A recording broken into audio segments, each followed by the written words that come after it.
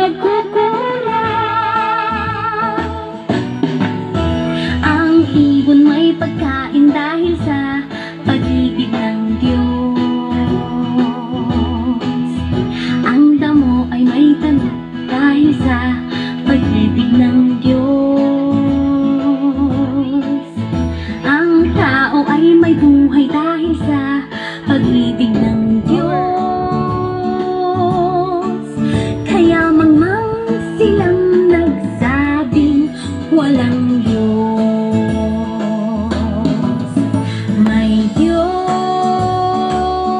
sa atin ay lumalang, atin siyang nakita na may mga awitan.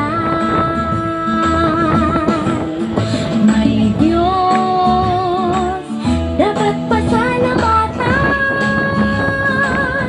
sa kanyang kabuti at kagandahang loob na di nagkukulang.